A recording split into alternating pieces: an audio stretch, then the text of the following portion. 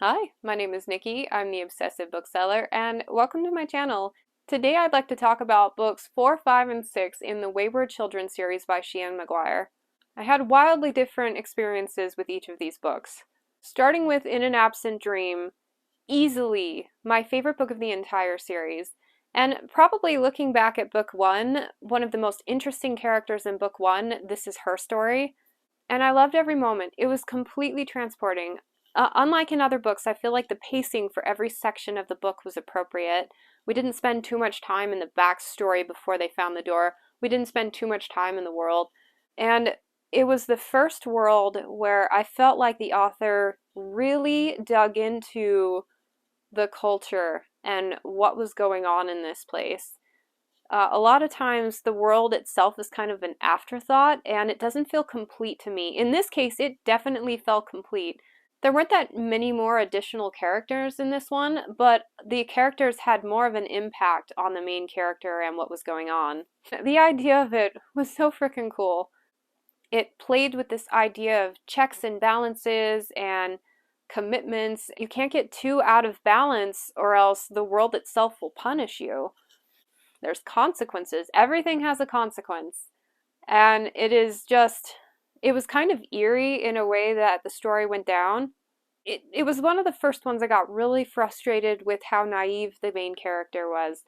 Because I feel like in this case, her lack of experience really led to all of these things happening. And it was so hard to read. It kind of like hit me in the soul a bit. And I love that. I love that I was so involved with this character that her successes and failures I felt myself.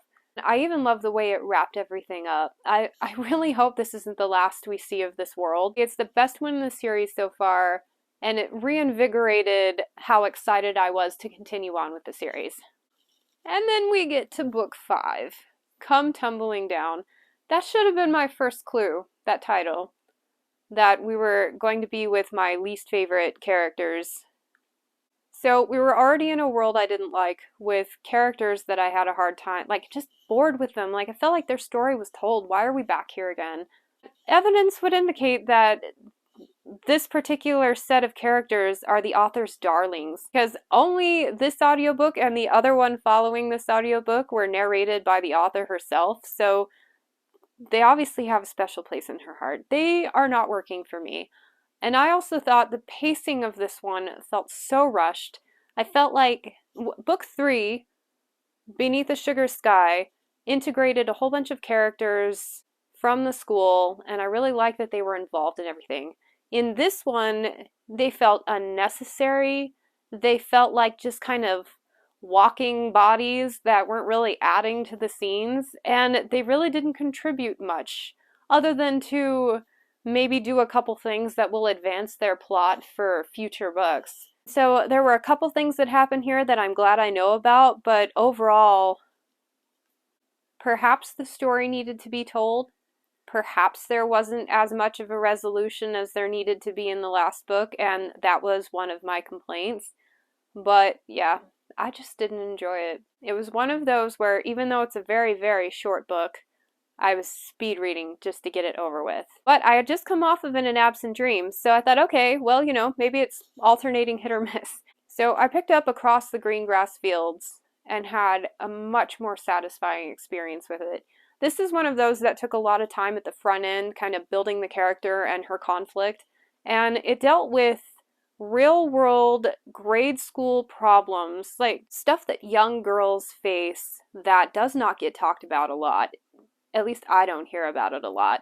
Usually when you get to like the teen level, like the movie Mean Girls, that kind of stuff gets discussed, but they don't talk about the dynamics of what happens when kids are really little. And that kind of traumatizing stuff sticks with you for a really long time. And I saw myself in one of the characters. I'd been in similar situations, and so right there I've got a connection. Okay, I'm much more on board with the story. I like the main character. The author is really good at representing different kinds of people, different like sexual orientations, sexuality, personal identity, things like that. It's something I really appreciate about her.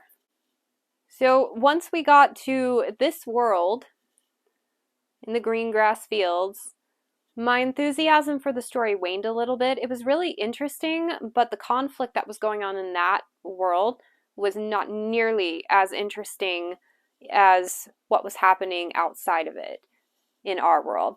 And, throw in some centaurs and I'm there, but I'm not as engaged as I should have been with how cool of an idea it was for a world and a society. And the ending kind of let me down a little bit. It felt like kind of an afterthought, like a throwaway. And I also do not believe I've seen this character. I came away from it excited that I had read it. I really enjoyed the process of reading it, and I'm hopeful that we'll get to see more in the end. Like, I have stopped trying to predict what this author is going to do next. And so for all I know, like, an element from every single one of these worlds is going to come together, and I picture people riding these centaurs off to the epic battle at some point. But who knows? Every single time I think I know what she's going to do next, she surprises me. And that is why I will eagerly pick up any new title in the Wayward Children series. So, overall, In an Absent Dream, 5 stars. Loved the heck out of that book. Book 5, Come Tumbling Down, 2 stars. And that's being generous. And then book 5, In an Absent Dream, 3 stars. Okay, let's get into the other books you might like section. Now, I just did a review for the first 3 books in this series. I don't normally read things so close together, so if you watch that video, all of the recommends I'm going to do here are the exact same because, let's face it, like, I haven't read much different, and these are still the best, most comparable stories that I know about. And the first one is going to be Clean Sweep by Ilona Andrews, part of the Innkeeper series. Such a cool idea. It's another one where I have no idea where they're going with the story. It's got an element of world hopping with it. It's a portal fantasy. And the world building around that feels very rich and imagined. Like, they have a definite idea of what's going on, but as a reader, you're just trying to get a handle of what's going on.